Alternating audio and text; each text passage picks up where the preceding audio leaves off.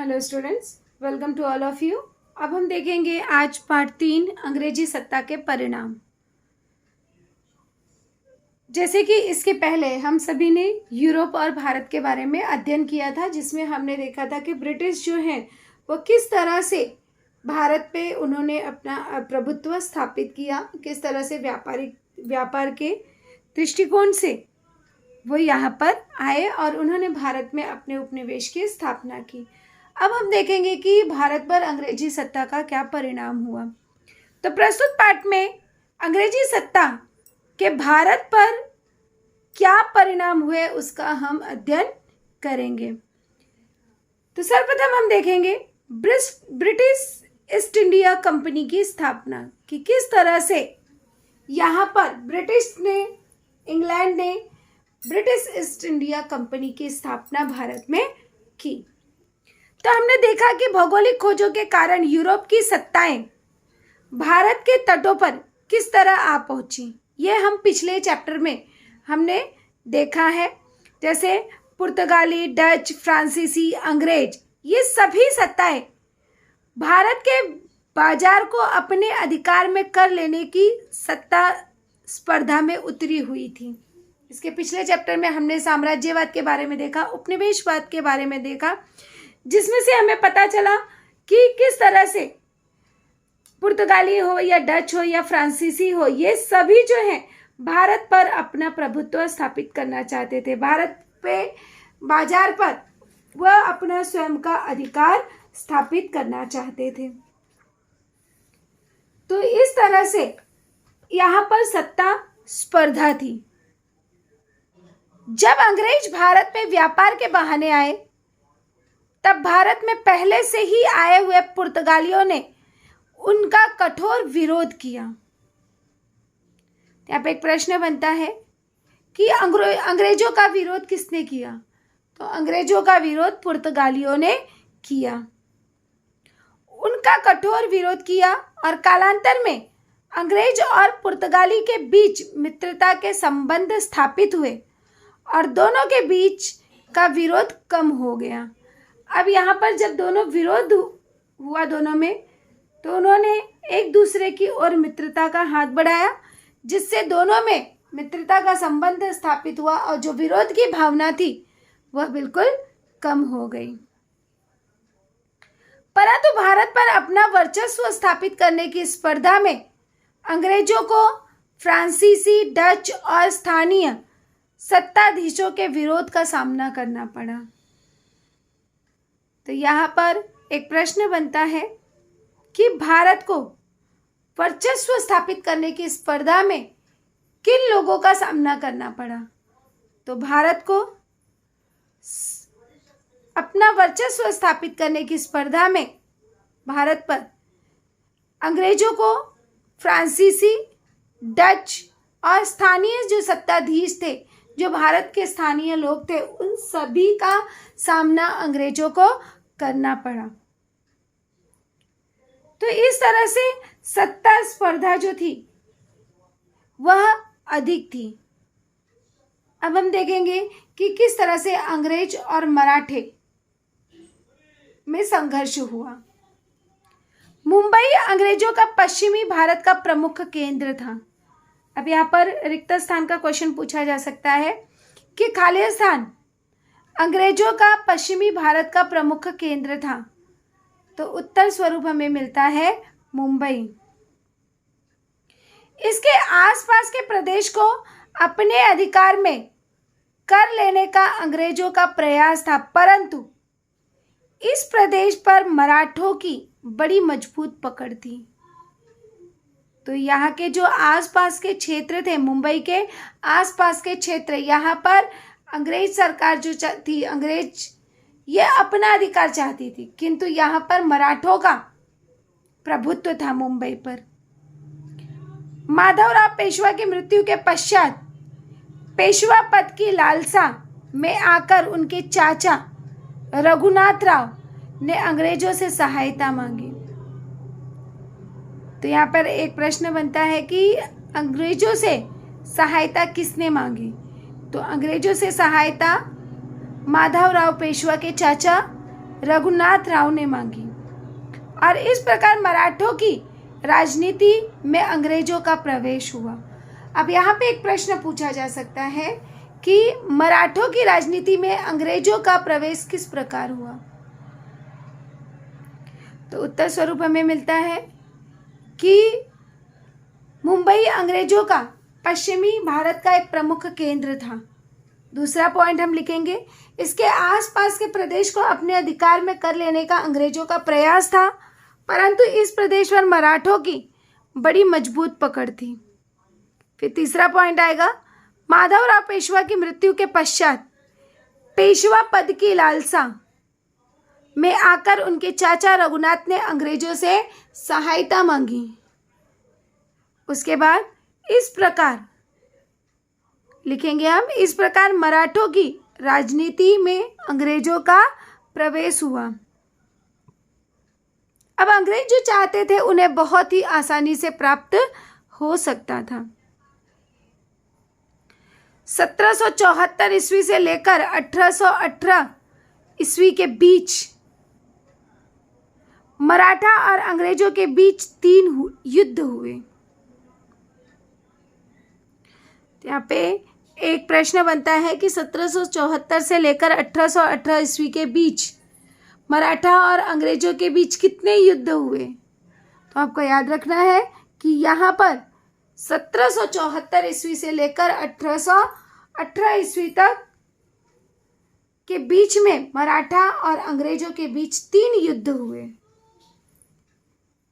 प्रथम युद्ध में मराठा सरदारों ने एकजुट होकर अंग्रेजी सत्ता का सामना किया। जो पहला युद्ध हुआ उसमें सभी मराठा सरदार जो थे वो एक साथ थे और जिससे मराठों की विजय हुई। किंतु 1882 ईस्वी में सालबाई की संधि हुई और अंग्रेज मराठा के बीच चल रहा प्रथम युद्ध समाप्त हुआ। अब यहाँ पर एक प्रश्न पूछा जा सकता है कि अंग्रेज और मराठा के बीच चल रहा प्रथम युद्ध किस प्रकार समाप्त हुआ। तो हम फर्स्ट पॉइंट लिखेंगे, प्रथम युद्ध में मराठा सरदारों ने एकजुट होकर अंग्रेजों का सामना किया, परिणामतः मराठों की विजय हुई। और सेकंड पॉइंट लिखेंगे, 1782 ईस्वी में सालाबाई की संधि हुई और अंग्रेज मराठा के बीच चल रहा प्रथम युद्ध समाप्त हुआ।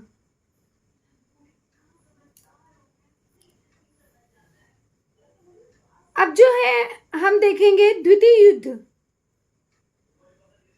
कि अंग्रेजों और मराठा के बीच द्वितीय युद्ध कब हुआ और तृतीय युद्ध कब हुआ। सहायक सेना 1898 ईस्वी में लॉर्ड वेलेस्ली भारत के गवर्नर जनरल के रूप में आया। तो यहाँ पर एक प्रश्न बनता है कि 1758 ईस्वी में भारत के गवर्नर जनरल के रूप में कौन आया। तो उत्तर स्वरूप हमें मिलता है कि 1858 ईस्वी में लॉर्ड वेलेस्ली भारत के गवर्नर जनरल के रूप में आया। रिक्त स्थान के लिए भी प्रश्न पूछा जा सकता है कि खाली स्थान ईस्वी में लॉर्ड वेलेस्ली भारत के गवर्नर जनरल के रूप में आया। तो उत्तर स्वरूप हमें मिलता है 1798 ईस्वी में। संपूर्ण भारत पर अंग्रेजों का वर्चस्व स्थापित करना उसकी नीति थी। अब लॉर्ड वेलेस्ली जो था वो चाहता था कि संपूर्ण भारत पर, खाली व्यापारिक दृष्टि से नहीं बल्कि संपूर्ण भारत पर इसका अंग्रेजों का वर्चस्व हो। इसके लिए उसने अनेक जो भी भारतीय लोग थे तो अनेक भारतीय सत्ताधीशों के साथ सहायक सेना के समझौते किए, अर्थात वह जो है अपनी सेना सहायता के लिए देगा ऐसा उसने समझौता किया। और इस समझौते के अनुसार भारतीय सत्ताधीशों को अंग्रेजी सेना की सहायता का आश्वासन दिया गया, परंतु इस सहायता के लिए कुछ शर्तें ला दी गई, अर्थात भारतीयों पर, मराठा पर कुछ शर्तें लाद दी गई। लॉर्ड वेलेस्ली ने ये कहा कि वह जो है अपनी सत्ता, अपनी सेना जो है वह सहायता के रूप में देगा, किंतु उस पर कुछ शर्तें ला दी गई। अब ये शर्तें क्या थी? इन शर्तों के अनुसार भारतीय राजाओं को उनके राज्य में अंग्रेजी की सेना रखनी होगी। पहली शर्त उन्होंने रखी कि जो राजा लोग हैं उन सभी राजाओं को अंग्रेजों की सेना रखनी होगी।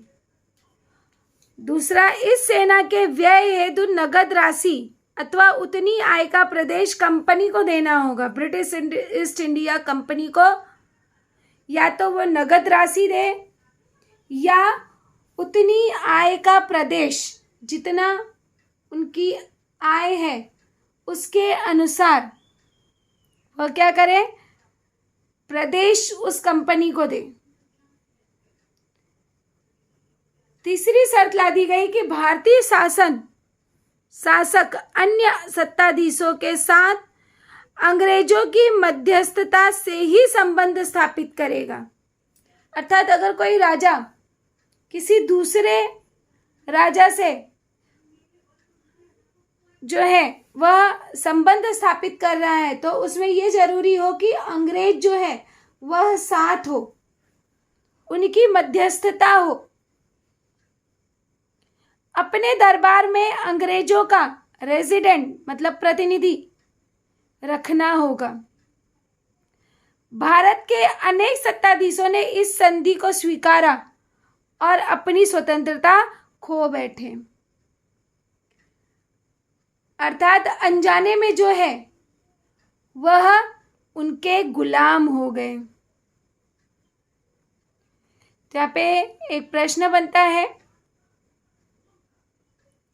कि अंग्रेजी सेना की सहायता का आश्वासन देते हुए अंग्रेजों ने भारतीय राजाओं पर कौन कौन से शर्तें ला दी? तो पहली शर्त क्या थी? भारतीय राजाओं को उनके राज्य में अंग्रेजों की सेना रखनी होगी। दूसरी शर्त थी कि इस सेना के व्यय हेतु नगद राशि या उतनी आय का प्रदेश कंपनी को देना होगा। तीसरी शर्त थी भारतीय शासक अन्य सत्ताधीशों के साथ अंग्रेजों की मध्यस्थता, मतलब उनके अंग्रेज जो है वह बीच में रहेंगे, अंग्रेजों की मध्यस्थता से ही संबंध स्थापित करें। और चौथी शर्त लाई थी कि अपने दरबार में एक अंग्रेजी प्रतिनिधि रखें। तो 1802 ईस्वी में बाजीराव द्वितीय ने अंग्रेजों के साथ सहायक संधि की। तो यहाँ पर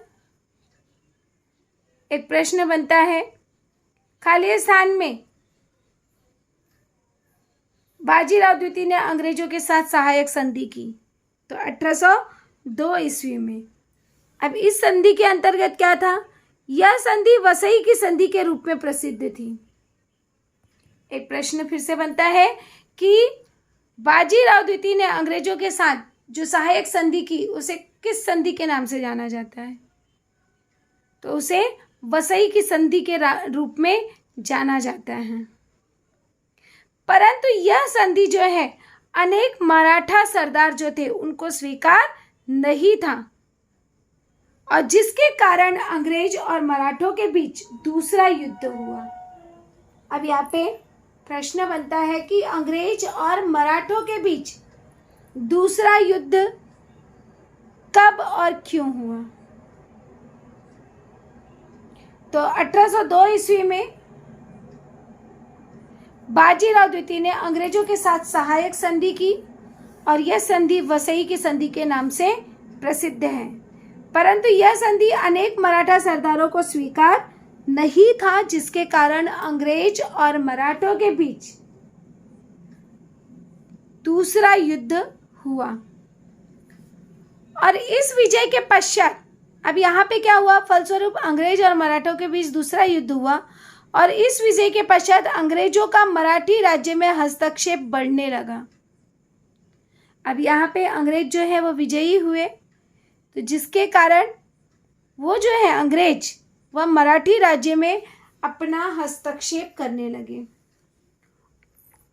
और यह हस्तक्षेप बाजीराव द्वितीय को असह्य हुआ। अतः बाजीराव द्वितीय ने अंग्रेजों के विरुद्ध युद्ध की घोषणा की।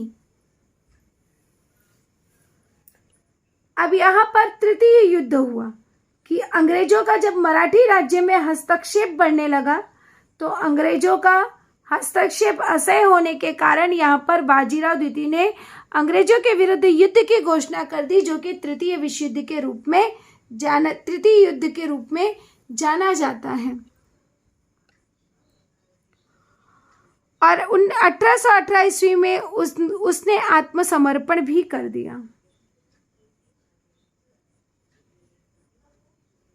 अब 1818 ईस्वी में इस तीसरे अंग्रेज मराठा युद्ध में मराठों की पराजय हो गई, फिर से पराजय हुई।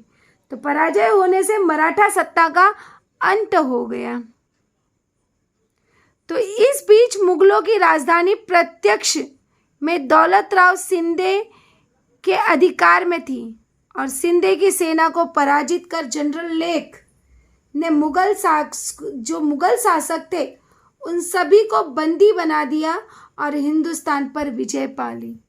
और इस प्रकार से अंग्रेज जो हैं वह विजयी होते गए और उन्होंने भारत पर अपना कब्जा करते गए। अब दूसरा, छत्रपति प्रताप सिंह। आगे हम देखेंगे छत्रपति प्रताप सिंह के बारे में कि जब पेशवा थे तो पेशवाई का अस्त हुआ, फिर भी सातारा के छत्रपति प्रताप सिंह गद्दी पर थे और अंग्रेजों ने छत्रपति प्रताप सिंह के साथ संधि कर ली। अंग्रेज भारत पर अपना अधिकार प्राप्त करने के लिए वो वहां के जो भी राजा थे, जो भी पेशवा थे, उन सभी के साथ संधियां करते गए। तो अंग्रेजों ने छत्रपति प्रताप सिंह के साथ संधि कर ली और ग्रांट डफ नामक अधिकारी को उनके राज्य प्रशासन में सहायता करने हेतु नियुक्त किया। मतलब उन्होंने अपना प्रतिनिधि वहां पर नियुक्त किया। यहाँ पर प्रश्न बनता है कि अंग्रेजों ने छत्रपति प्रताप सिंह के साथ संधि करके अपने किस अधिकारी को उनके राज्य प्रशासन में सहायता हेतु नियुक्त किया? तो उत्तर स्वरूप हमें मिलता है ग्रांट डफ। परंतु कालांतर में उन्हें गद्दी से पदच्युत करके काशी में रखा। पदच्युत करना मतलब उनको हटा देना। अब यहाँ पे छत्रपति प्रताप सिंह को उनकी गद्दी से हटा दिया गया और उन्हें काशी में रखा गया और वहीं पर उनकी 1847 ईस्वी में मृत्यु हो गई। तो इस तरह से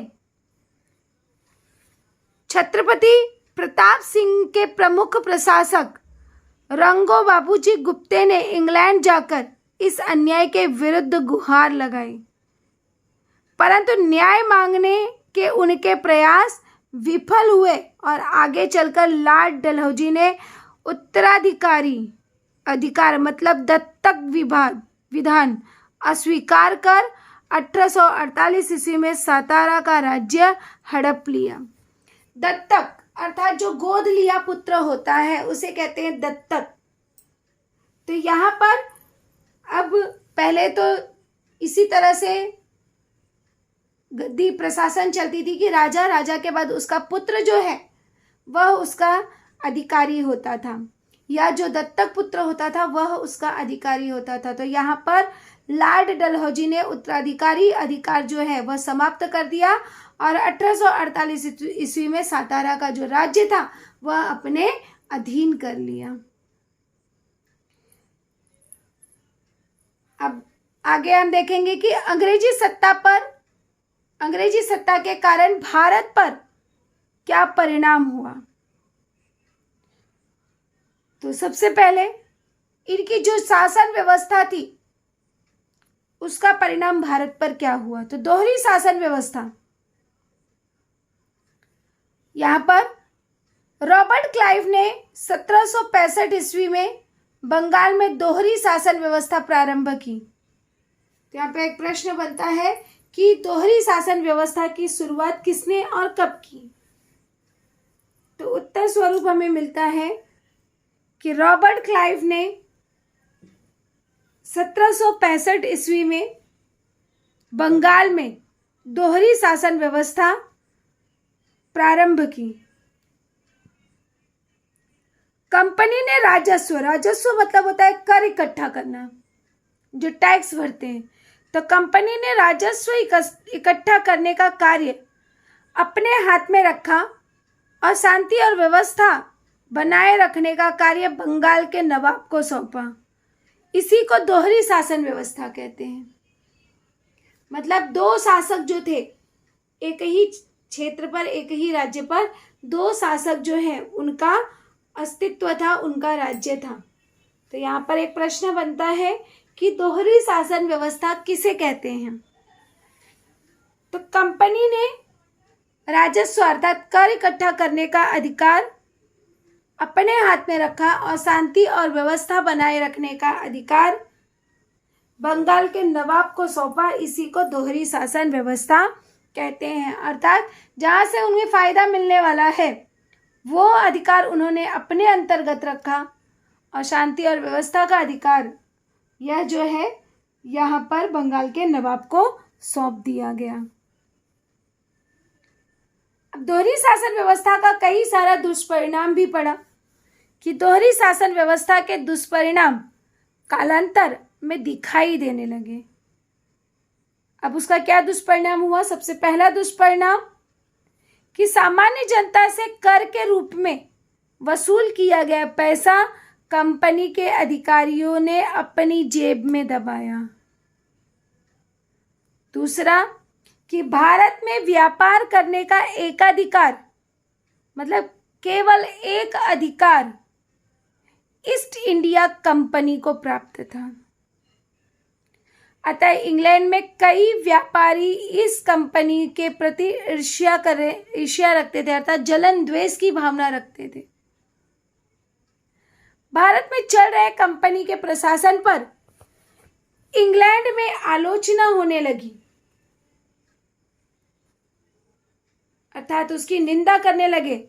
तब कंपनी के प्रशासन पर नियंत्रण रखने हेतु इंग्लैंड के पार्लियामेंट ने कुछ महत्वपूर्ण कानून बनाए। अभी सभी लोगों ने इंग्लैंड में उसका विरोध किया क्योंकि दूसरी कंपनियों को, अब ब्रिटिश ईस्ट इंडिया कंपनी के अलावा दूसरी कोई कंपनी यहाँ पर अपना व्यापार नहीं कर सकती थी। इसलिए लोगों ने उसकी कड़ी आलोचना की, निंदा की। तो जिसके कारण पार्लियामेंट में कुछ महत्वपूर्ण कानून बनाए गए। अब हम आगे देखते हैं कि पार्लियामेंट ने कौन से कानून बनाए।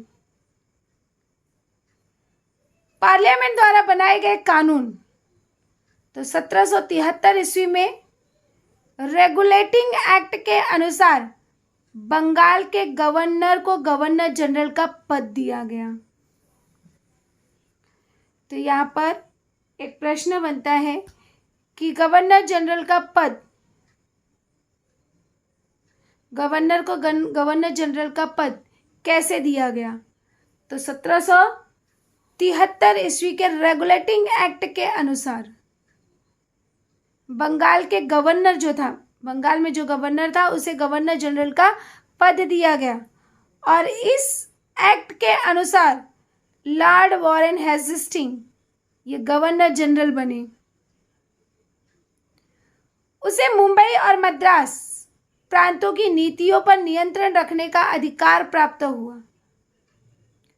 अब यहाँ पे एक प्रश्न बनता है, लॉर्ड वॉरेन हेस्टिंग्स को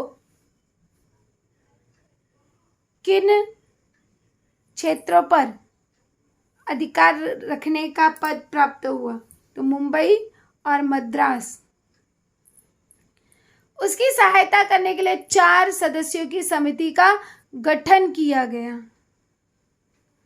और इस तरह से आगे चलकर 1884 ईस्वी में भारत के विषय में पिट का कानून पारित किया गया। अब यहाँ पर एक प्रश्न बनता है कि पिट का कानून क्यों और कब लागू किया गया। तो पिट का कानून 1784 ईस्वी में भारत के विषय में लागू किया गया।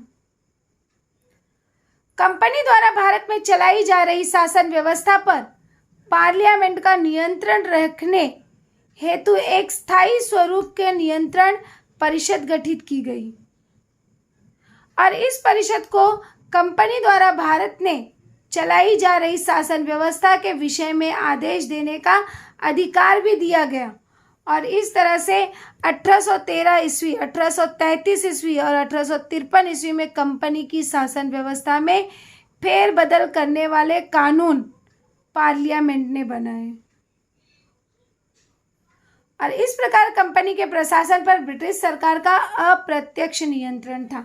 तो यहाँ पर नियंत्रण जो था वो पूरा ब्रिटिश सरकार का ही था, किंतु यहाँ पर समय समय पर उसमें परिवर्तन किए जा रहे थे।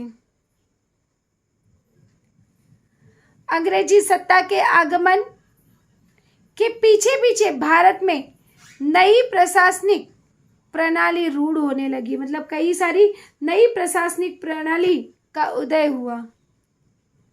प्रशासनिक नौकर तंत्र, सेना, पुलिस बल और न्याय प्रणाली अंग्रेजों ने भारत में चलाए जा रहे प्रशासन के प्रमुख आधार स्तंभ थे।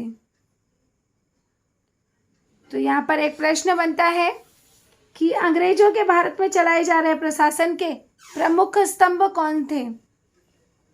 तो उत्तर स्वरूप हमें मिलता है प्रशासनिक नौकर तंत्र, सेना, पुलिस बल और न्याय प्रणाली अंग्रेजों के भारत में चलाए जा रहे प्रशासन के प्रमुख आधार स्तंभ थे।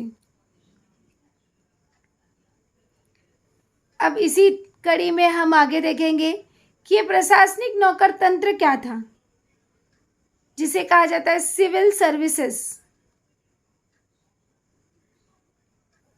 भारत में अंग्रेजी सत्ता को सुदृढ़ बनाने के लिए अर्थात अच्छे से बनाने के लिए अंग्रेजों को नौकर तंत्र की आवश्यकता थी। तो एक प्रश्न बनता है कि भारत में अंग्रेजी सत्ता को सुदृढ़ बनाने के लिए अंग्रेजों को किसकी आवश्यकता थी। तो यहाँ पर उत्तर स्वरूप हमें मिलता है कि अंग्रेजों को नौकर तंत्र की आवश्यकता थी। लॉर्ड कॉर्नवालिस ने नौकर तंत्र का निर्माण करवाया। एक प्रश्न बनता है कि नौकर तंत्र का निर्माण किसने करवाया। तो उत्तर स्वरूप हमें मिलता है कि नौकर तंत्र का निर्माण लॉर्ड कॉर्नवालिस ने करवाया। प्रशासनिक नौकर तंत्र अंग्रेजी शासन व्यवस्था का एक महत्वपूर्ण घटक बना। कंपनी के अधिकारी निजी व्यापार नहीं करेंगे, ऐसा नियम बनाया गया और इसके लिए उसके अधिकारियों के वेतनों में वृद्धि की गई। अर्थात कोई भी कंपनी जो है, कंपनी में जो व्यापारी है वो अपना निजी, अपना खुद का कोई भी व्यापार नहीं करेंगे और इसके लिए जरूरी था कि उनके वेतन में वृद्धि की जाए। तो उनके वेतन में भी वृद्धि की गई। उसने प्रशासन की सुविधा की दृष्टि से अंग्रेजों के अधिकार वाले प्रदेशों का जिले के अनुसार, अब उन्होंने क्या किया कि सभी प्रदेशों का जिलों के अनुसार विभाजन भी कर दिया, जिससे जिलाधिकारी, जिसे कि कलेक्टर कहा जाता है, तो जिलाधिकारी जिला प्रशासन का प्रमुख था। राजस्व इकट्ठा करवाना अर्थात कर इकट्ठा करना, न्याय प्रदान करना, कानून एवं व्यवस्था बनाए रखना उसके महत्वपूर्ण दायित्व थे। अब यहाँ पे एक प्रश्न बनता है कि जिलाधिकारी के प्रमुख दायित्व कौन से थे। तो जिलाधिकारी के प्रमुख दायित्व राजस्व इकट्ठा करवाना, लोगों को न्याय प्रदान करना, कानून एवं व्यवस्था बनाए रखना, ये सभी उसके प्रमुख उत्तरदायित्व थे। अधिकारियों की भर्ती इंडियन सिविल सर्विस, जिसको कहते हैं ICS, प्रतियोगिता परीक्षा द्वारा दी जाने लगी। यहाँ पे एक प्रश्न बनता है कि अधिकारियों की भर्ती किन परीक्षाओं द्वारा की जाने लगी। तो यहाँ पर अधिकारियों की भर्ती इंडियन सिविल सर्विसेज, जिसे कहा जाता है ICS, प्रतियोगिता परीक्षाओं द्वारा की जाने लगी।